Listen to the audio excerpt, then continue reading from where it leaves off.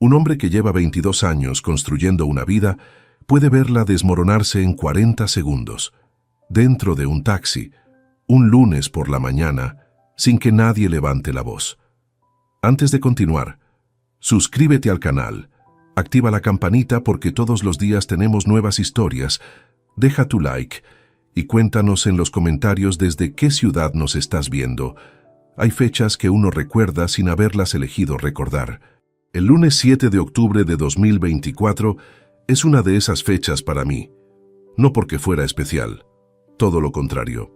Era exactamente igual a cualquier otro lunes de los últimos 9 años. Me levanté a las 7 menos cuarto, me duché con agua caliente durante exactamente 8 minutos.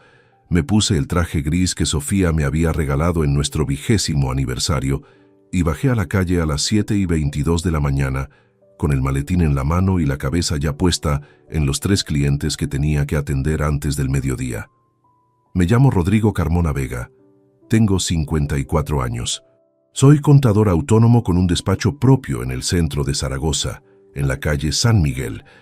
Llevo 25 años haciendo el mismo trabajo y haciéndolo bien.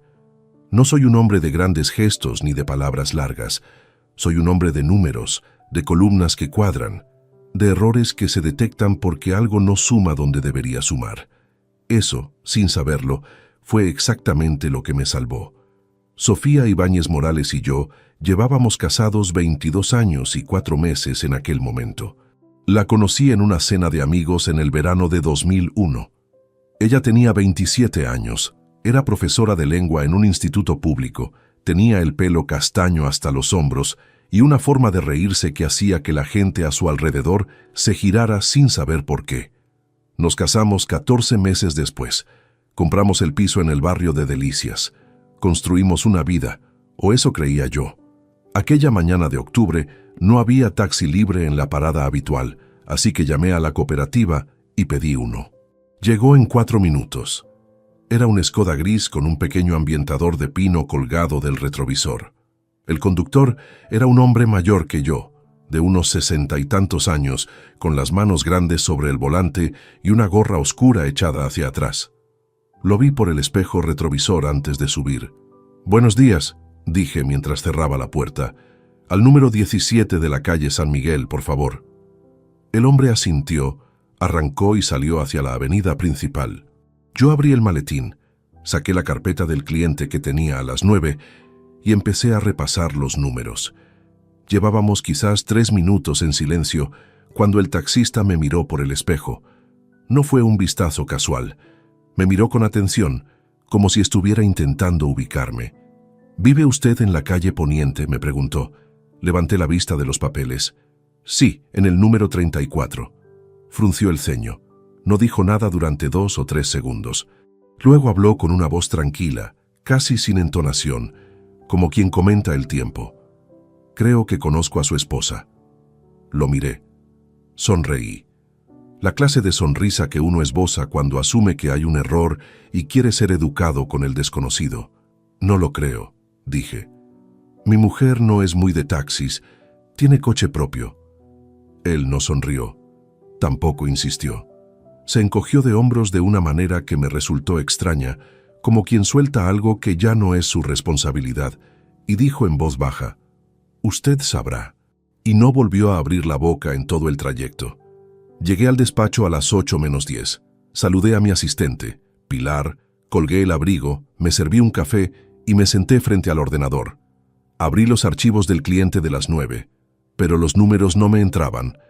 Releí el mismo párrafo 4 veces sin procesar nada, porque en algún lugar detrás de mis ojos seguía viendo ese encogimiento de hombros, esa pausa antes de hablar, la forma en que sus ojos me habían buscado en el espejo con algo que no era curiosidad, sino algo parecido a la incomodidad de quien sabe más de lo que quiere saber. «Usted sabrá». 3 palabras, 10 letras. No era una acusación, no era una prueba, no era absolutamente nada que yo pudiera llevar a ningún sitio. Y aún así, algo en mi interior, esa parte de mí que lleva décadas detectando cuando una columna no cuadra, registró aquellas 3 palabras como una anomalía. Intenté ignorarlo. Atendí al cliente de las 9. luego al de las 11. Comí un bocadillo en el despacho porque no tenía hambre de verdad y no quería sentarme solo en un restaurante con ese pensamiento dando vueltas. Llamé a Sofía a las 2:15 de la tarde. Ella contestó al tercer tono, me dijo que estaba corrigiendo exámenes, que cenarían tarde porque tenía reunión de departamento hasta las 8. Le dije que de acuerdo. Colgué. Nada en esa conversación fue inusual. Su voz era la de siempre. Sus palabras eran las de siempre. Y sin embargo, cuando colgué el teléfono y me quedé mirando la pantalla apagada, me di cuenta de que no le había preguntado nada sobre el taxista, porque todavía no sabía qué preguntar. No tenía nada. Solo un encogimiento de hombros y 3 palabras de un desconocido. Eso debería haber sido suficiente para olvidarlo. No lo fue. Esa noche, mientras Sofía terminaba de recoger la cocina y yo estaba sentado en el sofá con el mando de la televisión en la mano sin ver nada, empecé a mirarla de una manera en la que no la había mirado en mucho tiempo. No con desconfianza todavía, sino con atención. La clase de atención que uno deja de prestar después de 20 años porque asume que ya conoce todo lo que hay que conocer. Vi que su teléfono estaba boca abajo sobre la encimera, siempre boca abajo. Me pregunté desde cuándo era así y no supe responderme. Vi que cuando se sentó a mi lado en el sofá, dejó un espacio entre los dos que antes no existía. Vi que cuando le pregunté cómo había ido la reunión de departamento, me respondió con 2 frases y luego cogió el teléfono y dejó de hablar. Nada de esto era una prueba. Nada de esto era nada. Podría haber sido el cansancio, la rutina, los años acumulados sobre cualquier matrimonio. Me lo repetí 3 veces antes de apagar la luz.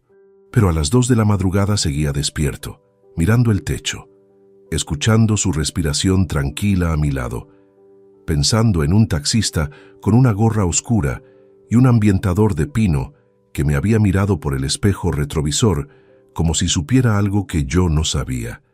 Y por primera vez en 22 años, el silencio de esa habitación no me pareció tranquilo. Me pareció muy lleno de cosas. El martes amaneció con lluvia fina y un frío que se metía por las juntas de las ventanas. Me levanté antes que Sofía, algo que no era habitual en mí. Normalmente ella ya estaba en la cocina cuando yo salía de la ducha, con el café hecho y la radio encendida en ese programa de noticias que le gustaba desde hacía años. Ese martes fui yo quien puse el café, quien escuchó el programa solo, quien oyó sus pasos en el pasillo y observó cómo entraba a la cocina con el pelo recogido y los ojos todavía medio dormidos. La observé de una manera que no había usado en mucho tiempo. No con cariño ciego ni con la indiferencia acumulada de los años, con los ojos de alguien que está intentando leer algo escrito en un idioma que creía conocer y de repente duda de cada palabra. Sofía se sirvió café, miró el teléfono durante casi 4 minutos seguidos antes de dejarlo boca abajo sobre la mesa y luego me preguntó si iba a llegar tarde esa noche. Le dije que no lo sabía. Asintió y se fue a vestirse. La conversación completa duró menos de 2 minutos. Llevábamos casados 22 años. Hubo una época en que nos quedábamos en esa cocina hasta que se nos enfriaba el café 2 veces, hablando de cualquier cosa, de nada importante, de todo lo que importaba. No supe decirme con exactitud cuándo había desaparecido eso. Fue gradual, supongo. Como la mayoría de las cosas que se pierden en un matrimonio largo, no hay un día concreto, no hay una puerta que se cierre de golpe. Simplemente un día miras y ya no está. En el despacho intenté trabajar con normalidad. Revisé 3 expedientes, respondí correos, firmé documentos. Pero entre tarea y tarea, mi cabeza volvía sola a los últimos meses, reconstruyendo momentos con una perspectiva que el día anterior no tenía. Recordé un jueves de finales de marzo. Sofía había llegado a casa pasadas las 9 de la noche. Me dijo que se había quedado a tomar algo con unas compañeras del instituto después de una reunión larga. Lo acepté sin más. Pero ahora recordaba que esa noche, cuando la saludé en el recibidor, ella olía diferente. No a tabaco ni a alcohol, a algo más sutil, más difícil de nombrar, un aroma que no era el suyo y que en su momento atribuí al local donde había estado. Un perfume de hombre, aunque en aquel momento ni siquiera lo formulé así. Recordé también una tarde de junio en que entré al salón y ella cerró el portátil de golpe.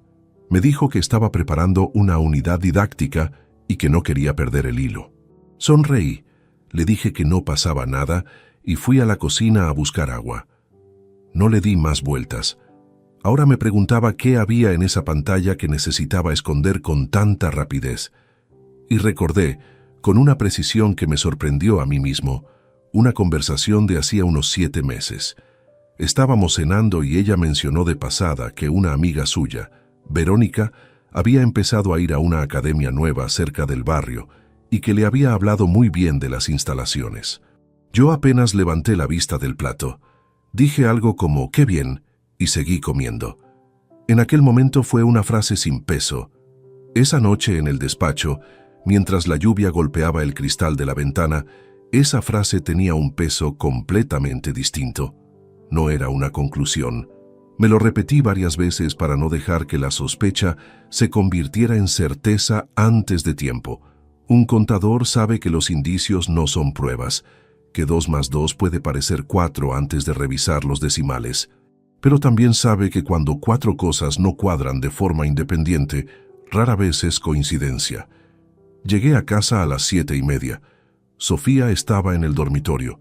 Llamé a la puerta entreabierta y le pregunté si quería que pidiera algo para cenar. Ella dijo que había hecho una ensalada y que con eso tenía suficiente. Me fijé en que tenía el teléfono en la mano y que lo giró ligeramente cuando me acerqué, no de forma exagerada, sino con ese gesto pequeño y automático de quien ya no lo piensa, quien lo hace por costumbre. Durante la cena hablamos de cosas sin importancia, del tiempo, de una gotera que había aparecido en el techo del garaje comunitario, de que su madre la había llamado por la tarde. Sofía habló con normalidad, con la cadencia de siempre, con esa voz ligeramente grave que siempre me había resultado agradable. Y mientras la escuchaba, pensé que si me hubiera equivocado, si todo aquello fuera producto del cansancio y de 3 palabras dichas por un desconocido en un taxi, nunca podría mirármela de la misma manera, que el simple hecho de dudar ya había cambiado algo que no tenía nombre todavía. Esa noche, después de que ella se durmiera, me quedé sentado en el sillón del estudio con la lámpara pequeña encendida. Abrí el ordenador y busqué la cooperativa de taxis de Zaragoza.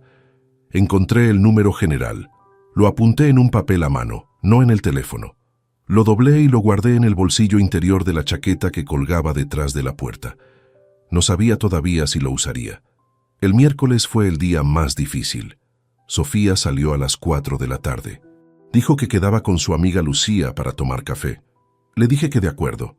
La vi marcharse desde la ventana del salón sin que ella lo supiera. Llevaba el abrigo beige que le había regalado el año anterior por su cumpleaños y el bolso pequeño de cuero marrón. Caminó hasta el final de la calle, dobló la esquina y desapareció. Me quedé de pie junto a la ventana durante un tiempo que no supe medir. Luego fui al dormitorio, abrí el cajón de su mesilla y lo miré sin tocar nada. Había un bloc de notas pequeño, un bote de crema de manos, 2 bolígrafos y un cargador enredado. Nada revelador. Cerré el cajón, me senté en el borde de la cama y me quedé mirando el suelo. Fui al salón, fui a la cocina, volví al salón. Eran las 4:20 de la tarde y yo estaba solo en mi propia casa sintiéndome un intruso. A las 7:15 regresó. Olía a café y a algo más, ese mismo aroma que no terminaba de identificar. Me dijo que había estado muy bien, que Lucía le había contado que estaba pensando en cambiar de trabajo. Yo asentí. Le pregunté si había cogido taxi o metro. Me dijo que había ido andando, que el paseo le había sentado bien. Esa noche no dormí nada. El jueves por la mañana, a las 8:15, con las manos ligeramente frías y el papel doblado sobre la mesa del estudio, marqué el número de la cooperativa y pedí hablar con el conductor, Aurelio Prados. Esperé 40 segundos que se me hicieron considerablemente más largos. Luego oí su voz. «Soy Rodrigo Carmona», dije. «El lunes me llevó usted al centro. Me dijo que conocía a mi esposa». Hubo una pausa breve al otro lado. Cuando habló, su voz era tranquila, sin dramatismo. La voz de alguien que había estado esperando esa llamada desde el lunes. Ya lo encontró usted solo, ¿verdad? Ya lo encontró usted solo, ¿verdad? Esa frase me golpeó de una manera que no esperaba. No porque fuera cruel, sino porque era exacta.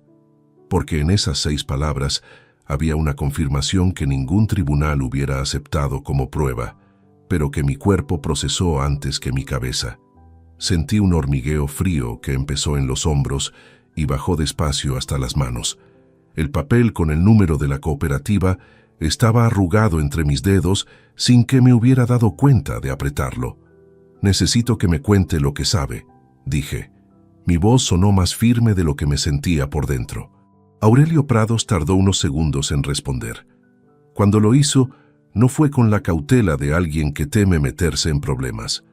Fue con la pausa de alguien que está eligiendo las palabras con cuidado, no para protegerse, sino para no hacer más daño del necesario. «Mire», dijo, «yo llevo 19 años trabajando en este barrio. Conozco las calles mejor que mi propio piso. La calle Independencia la hago 3 o 4 veces al día dependiendo de las carreras. Es una ruta habitual hacia el centro». Me quedé en silencio, escuchando. Hace cosa de 1 año y medio, quizás algo más, empecé a ver a una mujer entrando en el número 22 de esa calle, un edificio de ladrillo con una persiana verde en el portal. La primera vez no le di importancia, la segunda tampoco, pero cuando llevas este trabajo el tiempo que llevo yo, empiezas a notar los patrones sin proponértelo.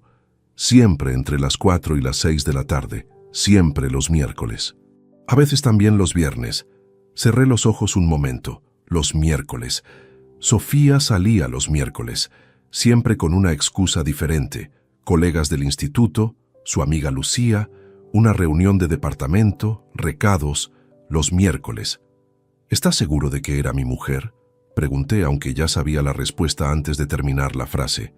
El lunes, cuando me dio usted su dirección, reconocí la calle, y luego lo miré a usted por el espejo y pensé que se lo merecía saber. No es asunto mío, ya lo sé. Pero hay cosas que uno no puede ignorar y quedarse tranquilo. Hizo una pausa. Siempre entraba con el mismo hombre, uno de unos 40 y tantos años, complexión fuerte, pelo oscuro corto. En 2 ocasiones los vi llegar juntos caminando desde la dirección de la avenida Compromiso. En las otras veces ella llegaba primero y él unos minutos después. Anoté todo en el mismo papel donde había apuntado el número. Letra pequeña, apretada, la misma letra que uso cuando proceso datos que no quiero que se me escapen. ¿Recuerda algo más? ¿El hombre? ¿Algo que lo identifique? Una vez llevé a una señora mayor al número 18, justo al lado, y mientras esperaba a que bajara, vi al hombre salir del portal con una bolsa de deporte, de esas grandes, de tela, con un logotipo impreso. No le presté atención al logotipo en ese momento, pero era una bolsa de gimnasio. De eso estoy bastante seguro. Una bolsa de gimnasio. Complexión fuerte, 40 y tantos años. Avenida Compromiso. Estuve a punto de preguntarle si estaría dispuesto a repetir lo que me había contado ante alguien más, pero me detuve. Era demasiado pronto para eso, y además, Aurelio Prados no me debía nada. Ya había hecho más de lo que cualquiera hubiera esperado de él. Le agradezco que me haya dicho todo esto, dije. No hay nada que agradecer. Hice lo que hubiera querido que alguien hiciera por mí, si alguna vez me hubiera tocado estar en su lugar. Lo dijo sin énfasis, sin buscar reconocimiento. Luego añadió, «Cuídese, señor Carmona». Colgué. Me quedé sentado en la silla del estudio durante un tiempo que no calculé. La lámpara de la mesa proyectaba un círculo de luz amarilla sobre el papel arrugado. Afuera el tráfico seguía su ritmo habitual. Alguien en el piso de arriba arrastraba una silla. El mundo continuaba girando con la indiferencia perfecta que tiene el mundo cuando a uno se le cae encima algo muy pesado. 22 años y 4 meses. No lo pensé como una acusación en aquel momento. Lo pensé como un número, como una cifra que de repente necesitaba ser auditada desde el principio. Fui a la cocina, me serví un vaso de agua y lo bebí de pie frente al fregadero mirando sin ver el patio interior del edificio. Luego fui al dormitorio. Abrí el armario y busqué entre las chaquetas de Sofía la que ella solía ponerse los miércoles. La beige, la misma que había llevado el día anterior. La tomé con cuidado por las solapas y acerqué la tela a la nariz. Estaba recién lavada. Olía a suavizante. La colgué exactamente donde estaba y cerré el armario sin hacer ruido, como si alguien pudiera escucharme. Esa tarde no volví al despacho. Llamé a Pilar y le dije que no me encontraba bien, que cancelara la reunión de las 5. Ella lo hizo sin hacer preguntas, como siempre. Me senté en el sillón del estudio y estuve pensando durante horas con una frialdad que en aquel momento me sorprendió. No había lágrimas todavía, solo una especie de mecanismo interno que se activó de forma casi autónoma, el mismo que se activa cuando encuentro un error grave en los libros de un cliente, y sé que lo que viene a continuación va a ser largo y meticuloso.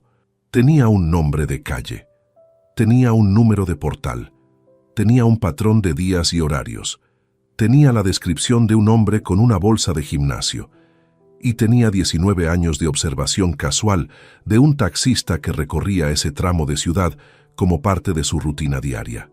No era suficiente para actuar, pero era más que suficiente para seguir mirando. Esa noche, cuando Sofía llegó del instituto a las 7:10, la saludé desde el estudio con normalidad. Le pregunté qué tal el día. Ella dijo que bien, que los alumnos de tercero estaban especialmente revoltosos esa semana. Me reí un poco. Ella también. Cenamos los dos frente a la televisión con los platos en las rodillas, como hacíamos a veces cuando ninguno tenía energía para sentarse a la mesa. La miré de reojo mientras ella miraba la pantalla. Buscaba en su cara alguna señal de lo que estaba ocultando, pero Sofía Ibáñez Morales llevaba 22 años siendo la mujer más familiar de mi vida y sabía exactamente cómo ser natural delante de mí. Eso, comprendí esa noche, era quizás lo más difícil de aceptar. No la traición en sí, sino la facilidad con que había aprendido a mirarme a los ojos sin que yo viera nada. Antes de dormirme, ya con la habitación a oscuras, tomé una decisión. Al día siguiente llamaría a Marcos. Llamé a Marcos Tejedor a las 8:30 de la mañana del viernes. Lo conozco desde los 23 años, desde que los dos éramos recién licenciados sin dinero y compartíamos un piso de estudiantes en el barrio de la Almozara con otras 2 personas cuyas caras ya casi no recuerdo. 31 años de amistad tienen una textura particular. No necesitas explicar el contexto, no necesitas construir el relato desde el principio. Basta con el tono de voz para que el otro sepa que algo ha cambiado, contestó al segundo tono. Rodrigo, ¿todo bien? No, dije. Solo eso. Hubo una pausa de 2 segundos. ¿Dónde estás? En el despacho. Todavía no ha llegado Pilar. Quedo contigo a las 2 en el bar de siempre, y no me digas que tienes reunión porque no me lo voy a creer. Colgó antes de que pudiera responder. Así es Marcos Tejedor Arenas, 56 años, ingeniero civil, padre de 2 hijos ya mayores, y el único hombre sobre la tierra al que le contaría algo así sin pensar 2 veces si debería hacerlo. Esas horas que pasaron hasta las 2 de la tarde, las utilicé de una forma que no había planeado, pero que resultó ser inevitable. Me senté frente al ordenador con una taza de café que se fue enfriando sin que la tocara y empecé a reconstruir. No de forma desordenada, no dejándome llevar por la emoción. Lo hice como lo hubiera hecho con los libros de contabilidad de un cliente complicado, en orden cronológico, buscando el primer momento en que los números dejaron de cuadrar sin que yo me diera cuenta. El primero fue en febrero del año anterior. Sofía había llegado a casa un miércoles con una botella de vino que dijo haber comprado de camino. Era una botella cara de una bodega de La Rioja, que a ella siempre le había gustado, pero que rara vez comprábamos porque nos parecía un gasto innecesario para un martes o miércoles cualquiera. En su momento lo tomé como un gesto espontáneo.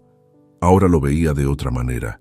Era el tipo de detalle que alguien introduce para crear una versión de la tarde que justifique el tiempo empleado y el estado de ánimo con el que llega a casa. Una coartada pequeña y doméstica. El segundo fue en abril. Encontré en el cuarto de baño un frasco de colonia que no reconocí. Era pequeño, casi vacío, metido detrás de unos botes más grandes. Se lo pregunté a Sofía con total naturalidad y ella dijo que era de una promoción que le había dado una compañera del instituto, que lo había usado un par de veces pero que no le convencía. Lo tiró delante de mí esa misma noche. Yo no pensé nada más, pero ahora recordaba que la colonia olía a algo que no era femenino. El tercero llegó en junio. Revisando los extractos de la cuenta conjunta para preparar la declaración de renta, vi 3 transferencias a una cuenta que no identifiqué de inmediato. Cada una de 200 euros. Le pregunté a Sofía y ella dijo que eran pagos a una plataforma de formación online para preparar unas oposiciones internas en el instituto. Le creí sin comprobar nada. Era contador y no verifiqué una transferencia bancaria porque era mi mujer quien me lo explicaba. Eso meses después me resultaría difícil de perdonarme a mí mismo.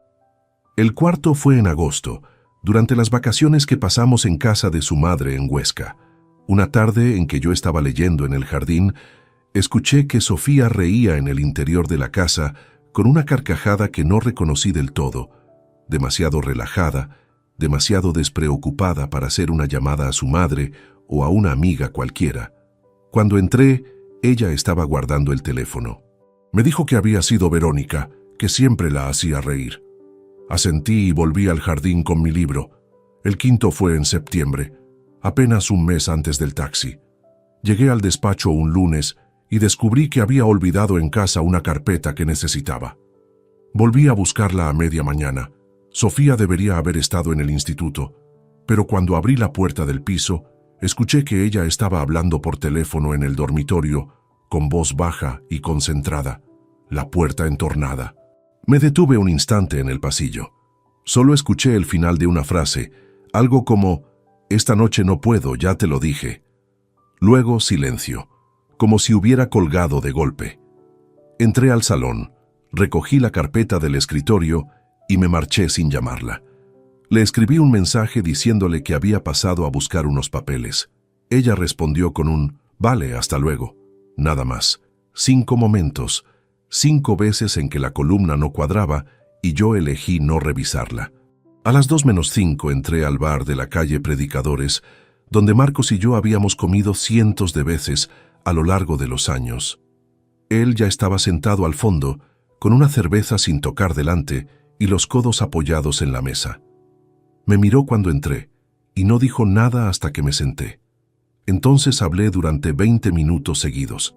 Le conté todo: el taxi, la frase de Aurelio, los 3 días de observación, la llamada del jueves, los 5 momentos que acababa de reconstruir esa mañana. Marcos no me interrumpió ni una sola vez. Cuando terminé, se quedó mirando la cerveza durante varios segundos. «¿Cuánto tiempo crees que lleva?», preguntó. «Por lo que me dijo el taxista, al menos 1 año y medio, quizás más». Marcos asintió despacio. No puso cara de sorpresa ni de escándalo. Marcos Tejedor es ingeniero civil, construye puentes y calcula cargas. Cuando hay un problema, lo primero que hace es medir el daño real antes de decidir cómo actuar. «Entonces vamos a tener certeza antes de cualquier otra cosa», dijo. Exactamente lo mismo que le había imaginado decir cuando marqué su número esa mañana. «No puedes moverte con suposiciones, necesitas algo concreto». «Lo sé». «¿Tienes acceso a los extractos completos de la cuenta conjunta?» «Tengo acceso online, siempre lo he tenido». «Esta tarde, cuando llegues a casa, descárgate los movimientos de los últimos 2 años, todos, y búscame un patrón». Lo dijo con la naturalidad de quien propone revisar los planos de una obra, sin dramatismo, sin piedad innecesaria. Si hay algo que encontrar, tú lo vas a encontrar antes que nadie. Para eso sirven 29 años siendo el mejor contador que conozco.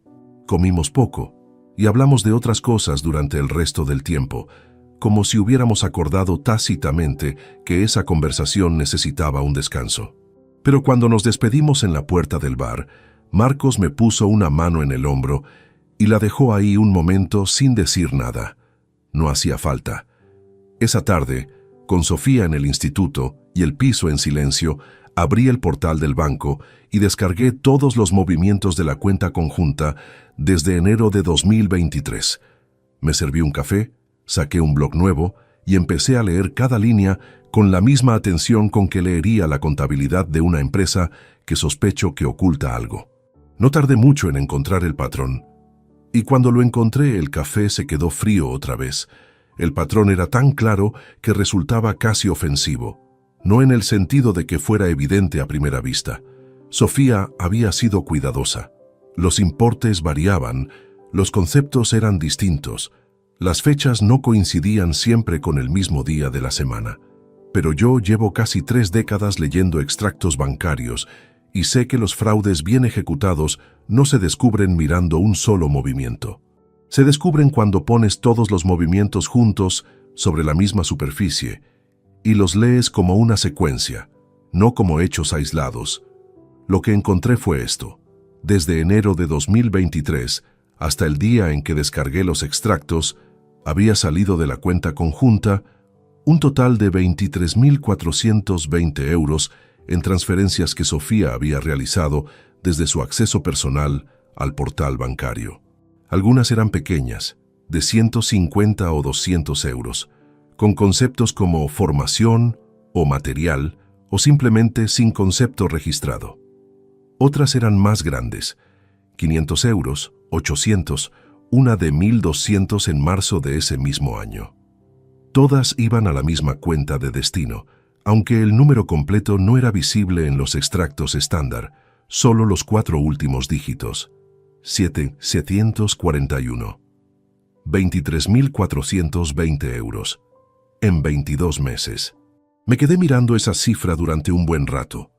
No por la cantidad en sí, aunque era una cantidad significativa, sino por lo que representaba en términos de premeditación. Nadie transfiere dinero de esa manera, en esos intervalos, con esa variación deliberada de importes por descuido. Cada transferencia había sido pensada para no levantar sospechas, para mezclarse con los gastos normales de una casa, para pasar desapercibida ante un hombre que revisaba las cuentas con periodicidad, pero que jamás imaginó que necesitaba revistarlas con desconfianza. Llamé a Marcos esa misma noche. Le di los números en voz baja desde el estudio con la puerta cerrada, mientras Sofía veía la televisión en el salón. Cuenta destino con final 7741, dije. 23.420 euros en 22 meses. Marcos tardó un momento. ¿Tienes forma de identificar a quién pertenece esa cuenta? No directamente. Necesitaría a alguien con acceso a esa información. Déjame hacer una consulta discreta, dijo. Dame hasta el lunes. No le pregunté a quién pensaba consultar. Con Marcos no hace falta. En 31 años de amistad he aprendido que cuando dice que va a hacer algo, lo hace. Pero yo no podía quedarme esperando al lunes con los brazos cruzados. El sábado por la mañana, con la excusa de ir a comprar el periódico, caminé hasta la calle Independencia. Era una mañana gris, con ese frío húmedo que se instala en Zaragoza en octubre y no se va hasta bien entrado diciembre. Caminé despacio, con las manos en los bolsillos del abrigo, como cualquier vecino de la zona que no tiene ningún destino urgente. El número 22 era exactamente como Aurelio lo había descrito. Un edificio de ladrillo rojizo de 4 plantas con una persiana verde en el portal, ligeramente desconchada en el borde inferior. Había un interfono con 8 nombres. Los leí todos sin detenerme demasiado, con la mirada de alguien que está buscando un número de portal, no una lista de residentes. Uno de los nombres me detuvo internamente, aunque no cambié el paso. Villalba, 4ª planta, puerta B. Seguí caminando hasta el final de la calle, doblé la esquina y me apoyé en la pared de un edificio durante un momento. Villalba. Complexión fuerte, pelo oscuro, bolsa de gimnasio, 40 y tantos años. Avenida Compromiso, que quedaba a 4 minutos a pie de allí en dirección norte. El lunes a las 10 de la mañana, Marcos me llamó. El titular de esa cuenta es Esteban Villalba Ruiz, dijo sin preámbulos. 46 años. Tiene registrada una actividad económica como titular de un negocio de hostelería deportiva. Hizo una pausa. Una academia en la avenida Compromiso, Se llama Fortia Sport. Lo escuché con una calma que me sorprendió a mí mismo. No hubo un momento de incredulidad, ni un impulso de negar lo que estaba oyendo. Simplemente, todas las piezas que llevaban días flotando de forma independiente encajaron en su lugar con la precisión silenciosa de un mecanismo de relojería. ¿Cómo lo conseguiste?, pregunté. Tengo un cliente que trabaja en el sector financiero y me debe un favor desde hace 4 años. No te preocupes por los detalles. Lo que importa es que el nombre es real y verificable por vías perfectamente legales si sabes dónde buscar. Luego añadió con una voz más seria: Rodrigo, esto ya no es una sospecha. No, dije. Ya no lo es. Esa tarde, después de que Sofía saliera al instituto, fui a la avenida Compromiso. Fortia Sport ocupaba la planta baja de un edificio moderno, con escaparate de cristal y logotipo en azul oscuro.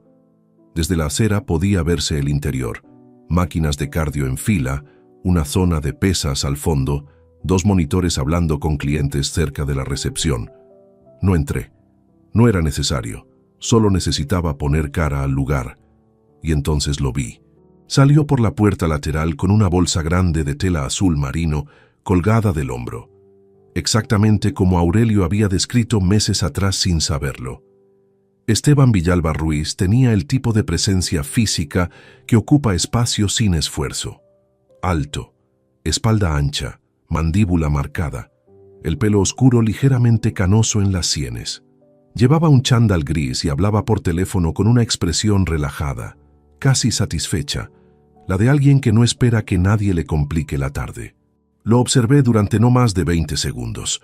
Luego me giré y caminé en dirección contraria sin prisa. No sentí rabia en ese momento. Eso me sorprendió.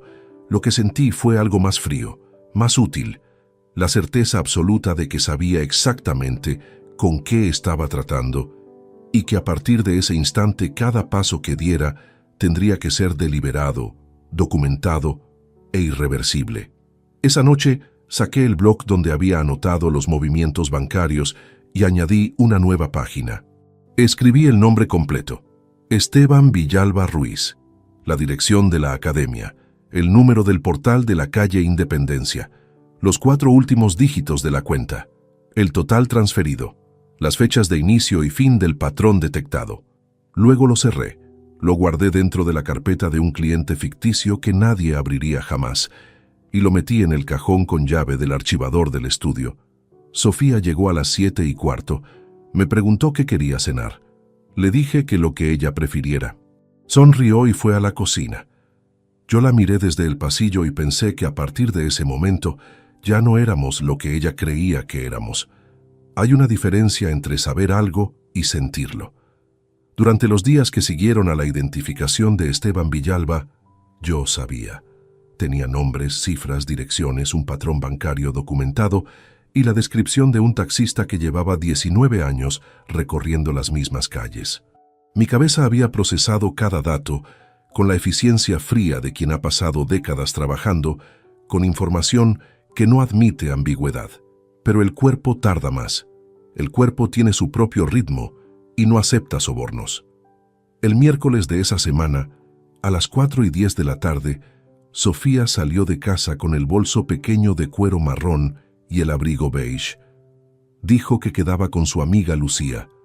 Lo dijo con la misma naturalidad con que lo había dicho docenas de veces antes. Yo estaba sentado en el estudio con un expediente abierto delante y respondí que de acuerdo, que no llegara tarde porque hacía frío. Cerró la puerta y el piso quedó en silencio. Me quedé mirando el expediente durante varios minutos sin leer nada. Luego cogí el abrigo, bajé al garaje, me senté en el coche y no arranqué. No sé cuánto tiempo estuve así. El garaje estaba mal iluminado, con ese zumbido constante de los fluorescentes que parpadean cuando llevan demasiados años sin que nadie los cambie. Hacía frío. No puse la calefacción. Me quedé con las manos sobre el volante, mirando la pared de cemento que tenía delante, y en algún momento, sin que pudiera decir exactamente cuándo empezó, me encontré llorando. No fue un llanto dramático. Fue el tipo de llanto que sale cuando ya no queda energía para contenerlo, silencioso y agotado, el de un hombre de 54 años, solo en un garaje que huele a aceite y a humedad. Lloré durante un rato que no calculé, y luego me quedé quieto con la frente apoyada en el volante, y en ese silencio, con una honestidad que solo es posible cuando no hay nadie mirando, me pregunté qué parte de todo aquello era también mía. No lo pregunté para absolverla. Eso quedaba descartado. Lo que Sofía había hecho durante 22 meses, el dinero sustraído, las mentiras construidas con precisión, la doble vida mantenida con tanta naturalidad, nada de eso tenía justificación posible. Pero la justificación es una cosa y la causa es otra. Y yo, si era honesto conmigo mismo en ese garaje frío, sabía que no había sido un marido presente. Recordé una noche de hace 4 años en que Sofía me dijo que necesitaba que habláramos, que sentía que vivíamos en paralelo, que llegaba a casa y yo ya estaba en el estudio con la puerta cerrada, y que a veces se preguntaba si yo notaba su ausencia cuando salía de una habitación. Lo recordé con una precisión incómoda, porque en aquel momento le respondí que estaba atravesando un período complicado con varios clientes, que en cuanto se estabilizara, todo mejoraría, y que no era el momento para esa conversación. No fue el momento para esa conversación. ¿Cuántas veces habré dicho eso a lo largo de los años? ¿Cuántas conversaciones aplacé? ¿Cuántos silencios dejé crecer porque era más fácil que pararme? No era un hombre cruel ni distante por temperamento, pero era un hombre que encontraba en el trabajo una claridad que la vida doméstica no siempre le ofrecía, y que fue dejando que esa claridad ocupara cada vez más espacio hasta que lo demás quedó comprimido en los márgenes. Eso no convertía la traición en algo aceptable, pero sí convertía mi propio relato en algo más complejo de lo que me hubiera resultado cómodo reconocer. Cuando el teléfono vibró en el asiento del copiloto, me sobresalté. Era Marcos. «¿Cómo estás?», preguntó. «Bien», dije. La palabra salió automática, sin pasar por ningún filtro. Hubo una pausa breve al otro lado. Marcos me conoce desde los 23 años. Sabe exactamente cuánto vale mi bien cuando lo digo con esa voz. «¿Dónde estás?» «En el garaje». «¿Dentro del coche?» «Sí». Otro silencio. «¿Quieres que vaya?» Pensé en decirle que no, que estaba bien, que solo necesitaba un momento. Pero tenía la cara todavía húmeda y las manos frías, y llevaba no sé cuánto tiempo solo en un garaje sin haber encendido el motor. «No hace falta», dije al final. «Solo necesitaba parar un momento». «Rodrigo». Su voz cambió ligeramente de tono, sin volverse blanda, sin perder esa solidez que siempre ha tenido. «Lo que estás haciendo no es fácil. Nadie dice que tenga que serlo. Pero estás tomando las decisiones correctas, y eso importa más de lo que parece ahora mismo». No respondí de inmediato. Miré la pared de cemento del garaje durante unos segundos. «¿Tú crees que debería haberlo visto antes?», pregunté. «Creo que eras un hombre que confiaba en su mujer», dijo. «Eso no es un defecto. Es lo que se supone que debe haber en un matrimonio». Una pausa. Lo que ella hizo con esa confianza es otra conversación. Colgamos poco después. Me limpié la cara con el dorso de la mano, arranqué el motor y dejé que la calefacción tardara lo que tardó en calentar el habitáculo. Cuando subí al piso me lavé la cara en el baño, me cambié la camisa y fui a la cocina a preparar algo de cenar. Sofía llegó a las 7:40. Dejó el bolso en la entrada, se quitó el abrigo y dijo que afuera hacía un frío horrible. Le dije que sí, que ya lo había notado. Me preguntó qué había preparado. Le dije que una tortilla y algo de ensalada. Sonrió y dijo que le apetecía perfectamente. Cenamos, hablamos de cosas sin peso. Ella me contó algo de una alumna complicada. Yo dije 2 o 3 frases sobre un cliente. La televisión estuvo encendida de fondo durante toda la cena, y yo estuve presente en cada segundo de esa escena con una atención diferente a la de cualquier noche anterior, no buscando señales, no acumulando datos, solo mirando con claridad, quizás por primera vez en mucho tiempo, la distancia real que existía entre los dos, no la que ella había creado con sus ausencias de los miércoles, la otra, la que habíamos construido juntos, despacio, sin que ninguno de los dos eligiera el momento exacto en que empezó. Esa noche, antes de dormirme, tomé la segunda decisión importante desde que todo esto había comenzado. Era hora de hablar con un abogado. El despacho de Dolores Expósito Cano estaba en la calle Manifestación, a 3 manzanas del mío. Lo había visto cientos de veces al pasar, sin haberle prestado nunca atención particular. Una placa de latón en la fachada, persianas de madera oscura, una planta en el escaparate que alguien regaba con regularidad. El jueves por la mañana, con una cita concertada a través de Marcos, entré por primera vez.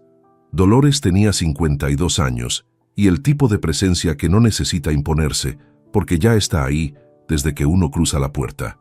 Pelo gris cortado con precisión, traje azul marino, una mesa de trabajo ordenada con esa pulcritud que no es decorativa sino funcional. Me tendió la mano con firmeza y señaló la silla frente a ella sin preámbulos innecesarios. Marcos me explicó el contexto general, dijo mientras abría un blog nuevo, pero necesito escucharlo de usted directamente y con todos los detalles. Hablé durante 40 minutos. Ella tomó notas sin interrumpirme, salvo en 2 ocasiones en que me pidió que precisara una fecha o un importe. Cuando terminé, revisó lo que había escrito durante un momento en silencio y luego levantó la vista. Los movimientos bancarios que describe configuran lo que jurídicamente se denomina disposición unilateral indebida de bienes gananciales, dijo. En términos prácticos, su esposa utilizó fondos de titularidad compartida para transferirlos a una cuenta de un tercero sin su conocimiento ni consentimiento. Eso tiene consecuencias directas en el proceso de liquidación del régimen económico matrimonial. ¿Recuperables?, pregunté. Parcialmente, con alta probabilidad. Depende de cómo documentemos el caso. Apoyó el bolígrafo sobre el bloc. Lo primero que necesito es que no toque nada todavía. Ni la cuenta conjunta, ni los activos compartidos, ni ningún documento del domicilio, ¿me entiende? Lo entendía perfectamente. Lo que siguió fue una conversación técnica, precisa y completamente desprovista de emoción, que fue exactamente lo que necesitaba en ese momento. Dolores repasó conmigo cada componente del patrimonio. El piso de Delicias, adquirido durante el matrimonio y por tanto ganancial. El vehículo de Sofía, también ganancial. Los fondos de la cuenta conjunta con el saldo actual. Y luego los 3 elementos que cambiaban la estructura completa del caso. El primero era el despacho de contabilidad. Lo había constituido como empresa individual 17 meses antes de casarme, con capital propio procedente de un préstamo familiar que había devuelto íntegramente antes de la boda. Dolores confirmó que, correctamente acreditado, ese activo quedaba fuera de la masa ganancial. El segundo era una cuenta de ahorro a plazo fijo que yo había abierto en 2018 exclusivamente a mi nombre, con dinero procedente de honorarios facturados por el despacho a clientes propios anteriores al matrimonio que habían seguido contratándome a título personal. La vinculación de ese capital a rendimientos de un activo privativo era técnicamente sostenible, aunque Dolores advirtió que requería documentación exhaustiva. El tercero era el piso que había heredado de mi padre en 2020, en un pueblo a 40 kilómetros de Zaragoza. La herencia era un bien privativo por definición legal. Nadie podía tocarlo. Lo que le recomiendo, dijo Dolores al final de la reunión, es que en las próximas semanas reúna toda la documentación acreditativa de estos 3 activos: escrituras, contratos, declaraciones fiscales, justificantes de origen del capital. Tráigamelo todo y construimos el expediente desde la base. Me miró con una expresión directa que no tenía nada de condescendiente. Y mientras tanto, siga con su vida normal, sin cambios de comportamiento, sin conversaciones que puedan alertar a su esposa, sin movimientos financieros unilaterales. ¿Puede hacer eso? Es lo que llevo haciendo 2 semanas, respondí. Asintió con algo que no llegó a ser una sonrisa, pero se le aproximaba. Entonces ya sabe cómo funciona esto. Salí a la calle con una sensación que tardé unos minutos en identificar. No era alivio exactamente, era la sensación específica de haber puesto un problema complejo dentro de un marco manejable. El problema seguía siendo igual de grande, pero ya tenía dimensiones, bordes, una metodología, y eso, para un hombre como yo, equivalía a tener el control. Durante las 2 semanas siguientes trabajé en paralelo. De puertas afuera, todo era idéntico a cualquier otro periodo de los últimos años. Llegaba al despacho a las 8, atendía clientes, almorzaba, volvía a casa, cenaba con Sofía, veía algo de televisión, me dormía. La rutina doméstica siguió su curso con esa inercia que tienen las vidas construidas durante mucho tiempo, donde los gestos cotidianos se sostienen solos, aunque el interior de quien los ejecuta haya cambiado por completo. De puertas adentro, construía el expediente con una meticulosidad que habría resultado excesiva para cualquier otra persona y que para mí era simplemente la única manera de hacer las cosas bien. Localicé las escrituras del despacho en el archivador del estudio, las fotocopié y las guardé en una carpeta nueva que llevé directamente al despacho profesional. Solicité al banco los extractos completos de la cuenta de ahorro privativa desde su apertura en 2018. Pedí al registro de la propiedad una nota simple del piso heredado. Reuní las declaraciones de renta de los últimos 6 años en las que el despacho figuraba bajo mi titularidad individual. Cada documento que recogía era un ladrillo, y cada ladrillo reducía en alguna fracción pequeña pero real el margen de maniobra que Sofía tendría cuando llegara el momento. Lo que Dolores no me dijo, porque no hacía falta decirlo, era que todo ese proceso tenía también una función psicológica. Mientras yo documentaba, clasificaba y organizaba, no estaba esperando, estaba actuando. Y esa diferencia entre la pasividad y la acción silenciosa era lo que me mantenía entero durante las cenas tranquilas, durante las noches en que Sofía se dormía a mi lado, sin saber que el hombre que tenía a 30 centímetros llevaba semanas construyendo metódicamente el final de una vida que ella creía intacta. Hubo un momento hacia el final de esas 2 semanas en que Sofía me preguntó si me encontraba bien. Estábamos desayunando un sábado por la mañana y ella levantó la vista del café y me miró con una expresión que en otro tiempo hubiera reconocido como genuina preocupación. «Estás callado últimamente», dijo. Más que de costumbre. La miré. Le sostuve la mirada el tiempo suficiente para que la pregunta no quedara sin respuesta. «Es un cliente complicado», dije. «Una auditoría que lleva más tiempo del previsto. Ya pasará». Ella asintió, volvió a su café, y esa fue toda la conversación. Lo que Sofía no consideró en ningún momento, ni ese sábado ni en ninguno de los días anteriores, era que el hombre callado que tenía enfrente no estaba sumido en preocupaciones laborales. Estaba terminando de levantar, ladrillo a ladrillo, una estructura que ella no vería hasta que estuviera completamente construida. Eso comprendí esa mañana mientras terminaba el desayuno en silencio. Era su error más grave. No la traición, no el dinero, sino esto, haberme subestimado durante tanto tiempo que ya ni siquiera se le ocurría mirar con atención. Hay una particularidad en las mentiras bien mantenidas que pocas veces se menciona. Requieren más energía del que las descubre que del que las sostiene. Sofía llevaba meses moviéndose por el piso con la soltura de quien no tiene nada que temer. Yo llevaba semanas cargando el peso de saber, de callar, de actuar sin que se notara. Ese desequilibrio tiene un coste físico real. Me despertaba antes de lo habitual, con la cabeza ya en marcha antes de que el cuerpo estuviera listo. Comía menos, hablaba lo justo. Fue un martes de noviembre cuando ocurrió. Eran las 6:15 de la tarde. Sofía no llegaría hasta las 7 como mínimo. Tenía guardia de tarde en el instituto 2 veces por semana. Yo estaba en el estudio revisando el último bloque de documentación que Dolores me había pedido. Los justificantes del préstamo familiar con el que había financiado la apertura del despacho en 2000, los recibos de devolución y una carta manuscrita de mi padre, ya fallecido, que acreditaba el carácter privado de aquel dinero. Los había sacado del archivador y los tenía extendidos sobre la mesa junto a las fotocopias ya preparadas para entregar. Escuché la llave en la cerradura 40 minutos antes de lo esperado. No hubo tiempo para guardarlo todo, solo para reaccionar. Me levanté, Recogí los documentos originales con un solo movimiento y los metí dentro de la carpeta de un expediente de cliente que tenía a mano, una auditoría real de una empresa de transportes de Huesca. Dejé las fotocopias sobre la mesa, porque moverlas también habría resultado sospechoso. Cuando Sofía abrió la puerta del estudio 3 segundos después, yo estaba sentado con el expediente de transportes abierto delante y las fotocopias parcialmente cubiertas por una libreta que había deslizado encima con el antebrazo.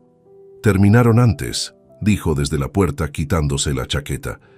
«El director suspendió la guardia porque hay una fuga de agua en el ala nueva y evacuaron esa parte del edificio». «Vaya», dije.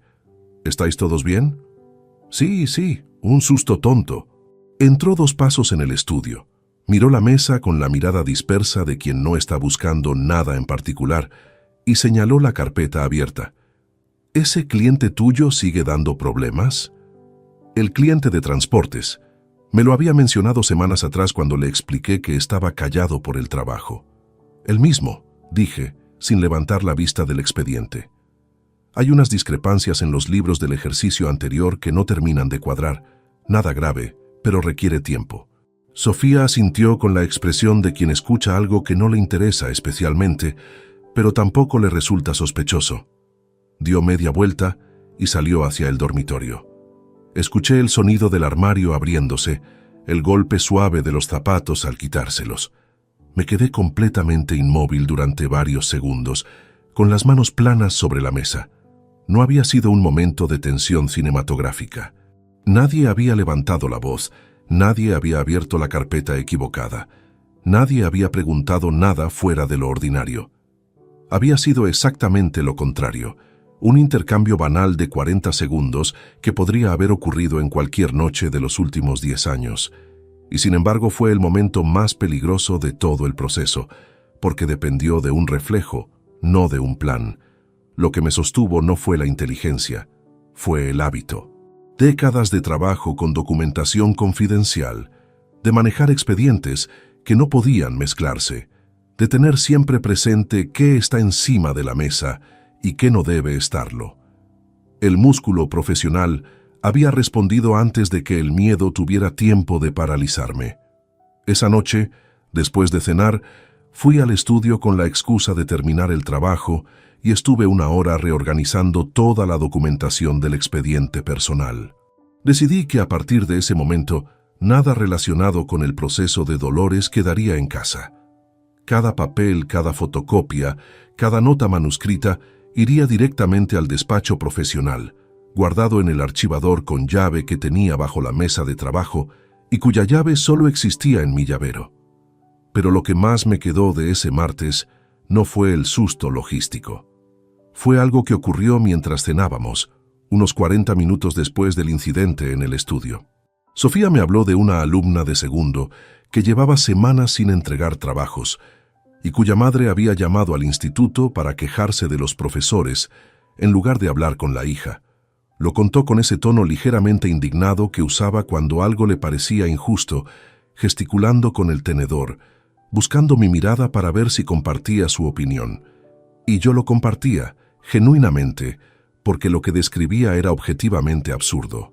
Me escuché a mí mismo diciéndole que tenía razón, que ese tipo de actitud de los padres no ayudaba a nadie, y vi cómo ella asentía satisfecha y seguía contando el resto de la historia. Fue un momento completamente normal, y fue también el momento más extraño de toda esa semana, porque en él coexistían 2 realidades simultáneas con una naturalidad que resultaba casi imposible de procesar. Un hombre y una mujer hablando de una alumna problemática alrededor de una mesa, y debajo de esa superficie, invisible pero absolutamente presente, todo lo demás. Eso fue lo que más me costó de aquel periodo.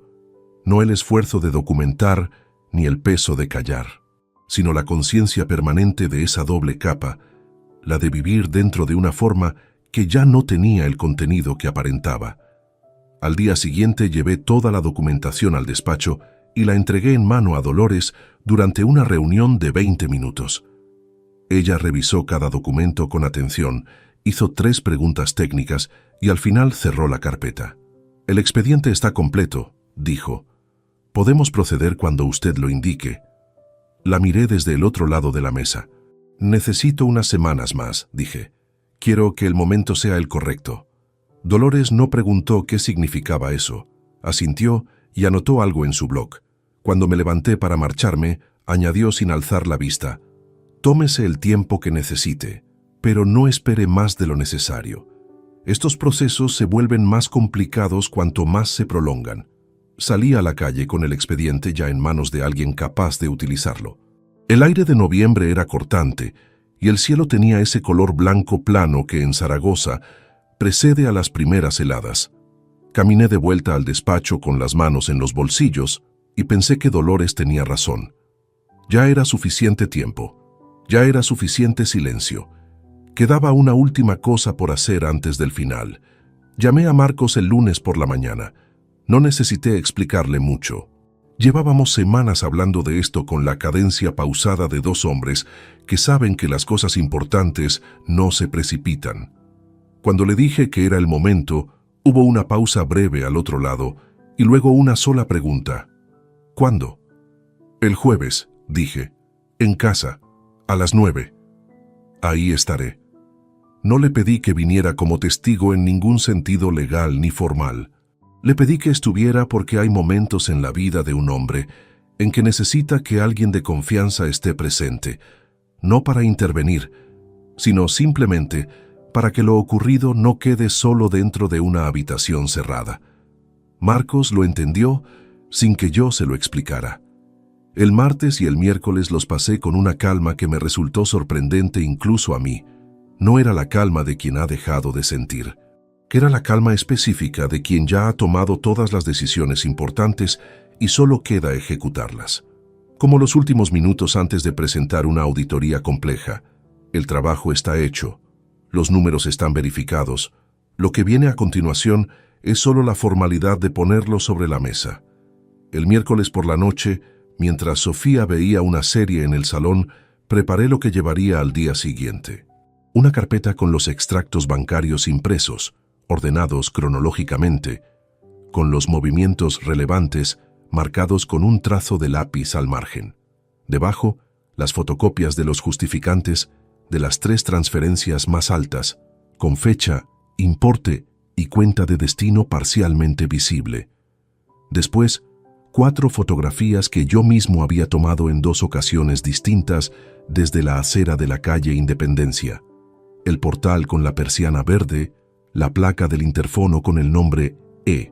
Villalba visible, y en una de ellas tomada a distancia con el zoom del teléfono un miércoles por la tarde, desde el extremo de la calle, la figura inconfundible de Sofía entrando al edificio con el abrigo beige. No había contratado a ningún investigador privado. No había necesitado hacerlo.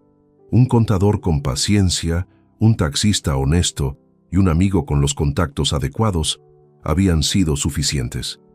Cerré la carpeta, la até con una goma elástica y la guardé en el maletín. El jueves amaneció con niebla baja sobre el Ebro, de esa que en noviembre cubre los puentes y hace que la ciudad parezca más pequeña de lo que es. Fui al despacho, trabajé con normalidad hasta las 2, almorcé un bocadillo en la oficina sin hambre real y volví a casa a las 4 para preparar la cena. Hice algo sencillo, una crema de verduras, pan tostado, queso y embutido en una tabla. Nada elaborado. No era una cena de celebración. Era simplemente comida sobre una mesa, que era lo único que aquel momento necesitaba para hacer lo que iba a hacer. Marcos llegó a las 8:40. Entró sin hacer ruido, me apretó el antebrazo en el recibidor y fue directamente a sentarse en una de las sillas de la mesa del comedor. No habló, yo tampoco. Serví 2 vasos de agua y esperé. Sofía llegó a las 9:05, puntual como casi siempre los jueves. Abrió la puerta, vio a Marcos sentado a la mesa y se detuvo un segundo. «Vaya, no sabía que teníamos compañía», dijo con una sonrisa natural. Le dio 2 besos a Marcos y dejó el bolso en la silla de la entrada. «¿Es una cena improvisada?» «Algo así», dije. «Siéntate». Algo en mi tono la hizo detenerse un instante antes de hacerlo. No fue un cambio dramático, solo una décima de segundo de duda, como cuando alguien pisa un suelo que esperaba sólido y nota que cede ligeramente. Se sentó. Puse la carpeta sobre la mesa sin abrirla todavía. Me senté frente a ella. Marcos estaba a mi izquierda, con los brazos cruzados y la vista al frente, completamente inmóvil. «Necesito que veamos algunas cosas juntos», dije. «¿Qué cosas?» Su voz era todavía normal, con esa cautela ligera que todavía podría haber pasado por curiosidad. Abrí la carpeta y coloqué el primer bloque de extractos frente a ella. Los movimientos marcados en lápiz eran visibles desde donde estaba sentada. La vi bajar la vista hacia el papel.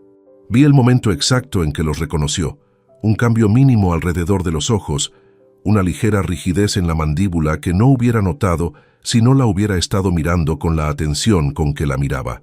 23.420 euros, dije.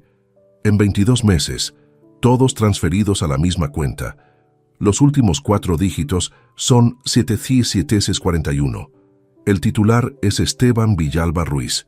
Sofía no dijo nada. Miraba los papeles con una expresión que no era todavía ninguna de las cosas que vendría después. Era solo el instante anterior a todo, ese segundo en que el cerebro todavía está decidiendo qué hacer. Coloqué las fotografías encima de los extractos, el portal, el interfono, y la última, la de ella entrando al edificio con el abrigo beige en un miércoles de octubre. «Eso no es lo que parece», dijo. Su voz sonó tensa, pero controlada. La primera respuesta de quien todavía cree que hay margen para maniobrar. «Sofía», la dije su nombre con calma, sin dureza y sin afecto. Solo su nombre, como un punto al final de una frase. «No estoy aquí para discutir lo que parece, estoy aquí para decirte lo que es». Lo que siguió duró aproximadamente 20 minutos y no se pareció a ninguna de las versiones que yo había imaginado en las semanas anteriores. No hubo gritos, no hubo objetos lanzados ni portazos. Lo que hubo fue algo más difícil de describir y más difícil de olvidar. Una mujer que primero negó, luego se contradijo, luego se quedó en silencio mirando la tabla de queso en el centro de la mesa, como si en ella hubiera alguna respuesta que yo no pudiera ver. En un momento intentó redirigir la conversación hacia mi ausencia, hacia los años en que el despacho había ocupado el espacio que debería haber sido suyo. Lo dijo con una voz que mezclaba la acusación y algo que podría haber sido dolor genuino. La escuché hasta el final sin interrumpirla. «Entiendo lo que dices», respondí cuando terminó. «Y no voy a decirte que no tuvieras razones para estar insatisfecha. Pero hay una diferencia entre tener razones y tomar las decisiones que tomaste. Y esa diferencia es lo que está sobre esta mesa». Marcos no pronunció una sola palabra en todo ese tiempo. Su presencia era suficiente, la de alguien que ha visto y que recuerda. Cuando el silencio se extendió lo suficiente para ser definitivo, me levanté, recogí la carpeta y la até de nuevo con la goma elástica. «Dolores Expósito te contactará esta semana», dije. «Te recomiendo que busques representación legal cuanto antes». Salí del comedor, fui al estudio y cerré la puerta con suavidad. Detrás de mí, en el comedor, no hubo ningún sonido durante un buen rato. Dolores contactó a Sofía el lunes siguiente mediante comunicación formal por escrito, tal como habíamos acordado. No hubo llamada previa, no hubo conversación extraoficial, solo un sobre entregado en el domicilio con el membrete del despacho jurídico y el contenido que Sofía ya sabía que llegaría desde la noche del jueves. Los días que transcurrieron entre aquella cena y la primera reunión de partes fueron los más extraños que he vivido dentro de esas 4 paredes. Sofía y yo seguimos compartiendo el piso durante ese periodo por razones estrictamente prácticas. El proceso legal requería tiempo. Ninguno de los dos estaba obligado a marcharse antes de que hubiera un acuerdo sobre el uso de la vivienda, y abandonar el domicilio de forma unilateral podía interpretarse jurídicamente de maneras que Dolores prefería evitar. Dormíamos en habitaciones separadas.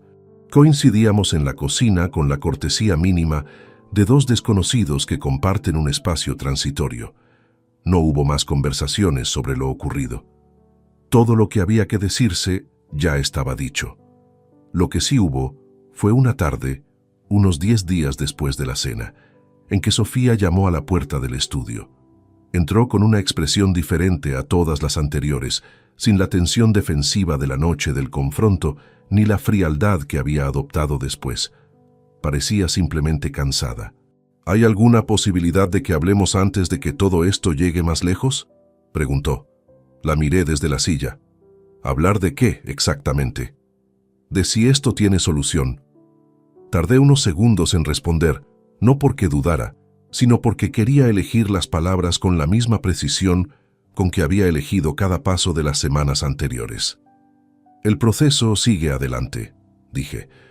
Si quieres hablar de los términos del acuerdo, hazlo a través de tu abogado y del de Dolores. Para eso están.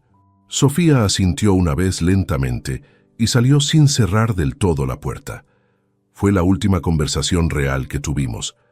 El proceso de divorcio se tramitó por la vía contenciosa, dado que no hubo acuerdo inicial entre las partes, aunque finalmente se alcanzó un convenio antes de llegar a juicio oral, lo que abrevió considerablemente los plazos. Dolores había construido el expediente con una solidez que dejaba poco margen a la negociación.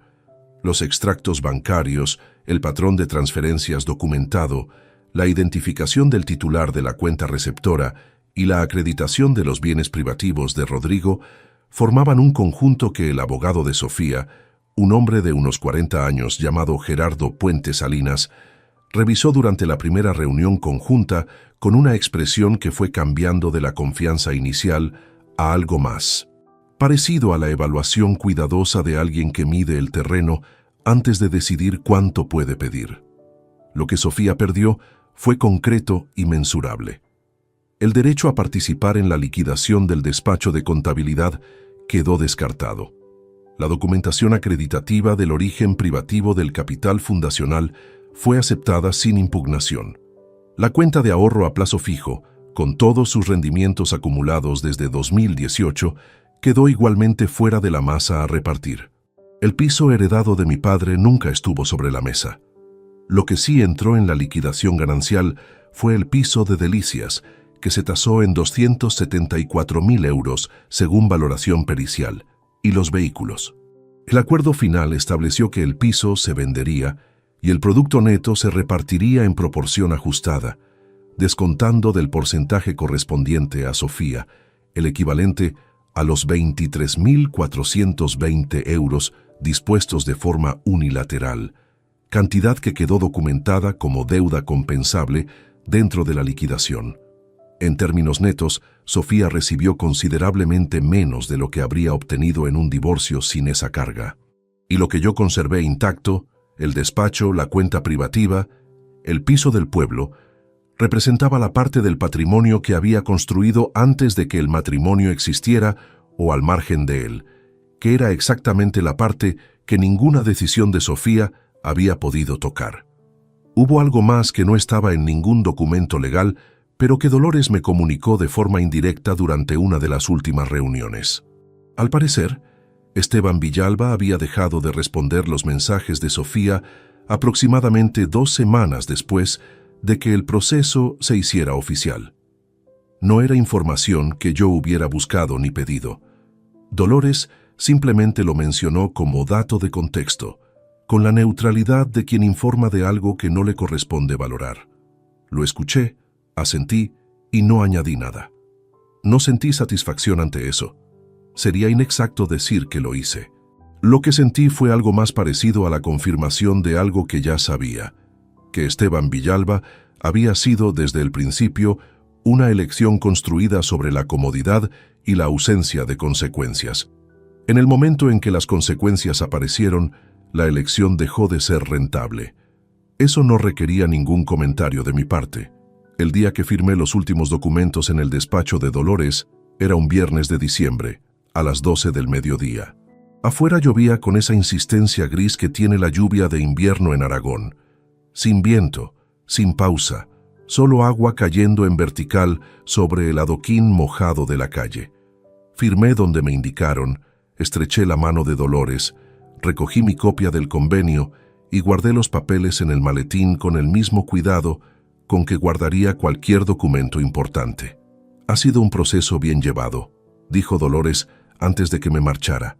Lo dijo con la sobriedad de quien evalúa un trabajo técnico, sin adornos. Era el mayor elogio que cabía esperar de ella y era suficiente. Salí al portal, me subí el cuello del abrigo y me quedé un momento bajo el pequeño voladizo de la entrada mientras la lluvia seguía cayendo. Tenía el maletín en una mano y en el bolsillo del abrigo las llaves del apartamento que había alquilado 3 semanas antes en el barrio de San José, un tercero exterior con 2 habitaciones y una ventana en el salón que daba a una calle tranquila, con un par de árboles que en primavera, según me había dicho el propietario, se llenaban de flores blancas. No era el piso de Delicias. No tenía 22 años de vida acumulada en cada cajón y cada grieta de la pared. Era simplemente un espacio nuevo, sin historia todavía, con el olor neutro de los pisos recién pintados y el silencio limpio de los lugares que todavía no han absorbido nada de quien los habita. Eché a andar bajo la lluvia, sin apresurar el paso. Los papeles estaban firmados, el proceso había terminado. Lo que viniera a continuación sería, por primera vez en mucho tiempo, exclusivamente suyo. El apartamento de la calle Cesáreo Alierta olía a pintura nueva y a madera, cuando entré por primera vez con las llaves en la mano y 2 cajas de cartón con lo esencial. No traje muebles del piso de Delicias. Compré lo que necesitaba de forma paulatina, sin prisa, eligiendo cada cosa con una atención que antes nunca había dedicado a ese tipo de detalles. Una mesa de madera clara, una lámpara de pie para el rincón del salón, 2 sillas, una cafetera que hacía más ruido del esperado, pero que producía un café razonablemente bueno. El primer mes fue extraño de una manera que no esperaba, no doloroso exactamente, aunque el dolor seguía ahí en distintas formas y distintos momentos. Extraño en el sentido de que el silencio tenía una textura diferente. En el piso de Delicias, el silencio siempre había contenido algo. La presencia de otra persona al otro lado de una puerta, el sonido de un televisor encendido en otra habitación, el peso de una vida compartida que ocupaba espacio incluso cuando nadie hablaba. Este silencio era distinto, era simplemente silencio. Y aprender a habitarlo sin interpretarlo como vacío llevó más tiempo del que hubiera querido admitir. Marcos venía a cenar los jueves. No todos, pero sí la mayoría. Traía vino de una bodega pequeña de Cariñena que le había recomendado un cliente y que resultó ser consistentemente buena. Cenábamos, hablábamos de trabajo, de sus hijos, de cosas sin gran peso, y a veces la conversación derivaba hacia lo ocurrido con la naturalidad de quien ya no necesita rodear el tema para abordarlo. Una noche me preguntó cómo me sentía realmente, con esa directness que solo se permite después de 3 décadas de amistad.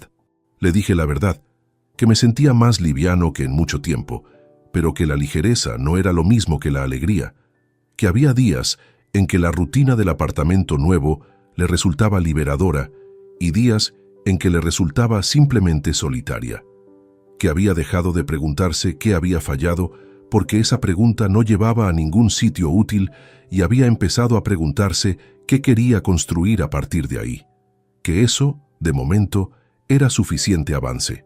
Marcos escuchó todo sin interrumpir y luego dijo: «Eso suena a alguien que está bien, aunque todavía no lo sepa del todo». Tenía razón, como casi siempre. 3 semanas después de firmar los papeles, en una tarde de mediados de enero, en que el frío había arreciado y la ciudad entera parecía haberse recogido hacia adentro, busqué en el teléfono el número de la cooperativa de taxis y pedí que me pusieran con Aurelio Prados. Tardaron un momento en localizarlo. Cuando contestó, su voz era exactamente igual a como la recordaba. Tranquila, sin adornos, la voz de un hombre acostumbrado a los silencios largos dentro de un coche. «Soy Rodrigo Carmona», dije. «Me llevó usted al trabajo un lunes de octubre. Me dijo que conocía a mi esposa». Una pausa breve. «Lo recuerdo. Quería llamarle para decirle que todo está resuelto y para agradecerle lo que hizo aquel día». Aurelio tardó un momento antes de responder. Cuando lo hizo, su voz tenía la misma cadencia pausada de siempre, sin énfasis innecesario. «No hice nada especial», dijo. Dije lo que vi, nada más. Para mí fue suficiente. Otro silencio breve. Me alegra que esté bien, señor Carmona. De verdad. Colgamos. La llamada no había durado 4 minutos. Dejé el teléfono sobre la mesa y me quedé mirando la ventana del salón. Afuera los 2 árboles de la calle estaban completamente desnudos, con las ramas grises y finas recortadas contra un cielo blanco de enero. El propietario me había dicho que en primavera se llenaban de flores blancas. Todavía faltaban meses para comprobarlo. Pensé en todo lo que había ocurrido desde aquella mañana de octubre, los 40 segundos dentro de un taxi, los 3 días de observación silenciosa, la llamada con las manos frías, los extractos bancarios sobre la mesa del estudio, el garaje oscuro y el llanto que nadie vio, los documentos ordenados en carpetas, la cena del jueves de noviembre con la carpeta sobre el mantel y el silencio de Marcos a mi izquierda, los papeles firmados bajo la lluvia de diciembre. No era una historia de triunfo en el sentido en que se suele contar ese tipo de historias. No había salido de aquello siendo un hombre mejor ni más sabio en ningún sentido revelador. Había salido siendo el mismo hombre, con los mismos defectos y las mismas limitaciones, pero sin la capa de falsedad encima. Y eso, comprendí sentado frente a esa ventana de enero, valía más de lo que cualquier cifra del convenio de divorcio podría expresar. Había cometido errores a lo largo de 22 años.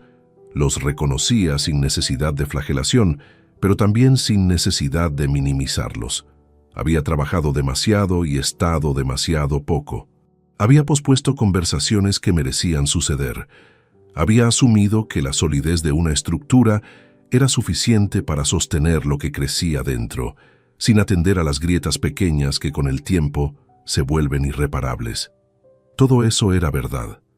También era verdad que había respondido a la traición con inteligencia en lugar de con impulso, que había protegido lo que era suyo sin necesidad de destruir a nadie, que había dejado que los hechos hablaran y que las consecuencias siguieran su curso natural sin amplificarlas ni dramatizarlas, que en el momento más difícil, solo en un garaje frío, había elegido la honestidad sobre la autocompasión.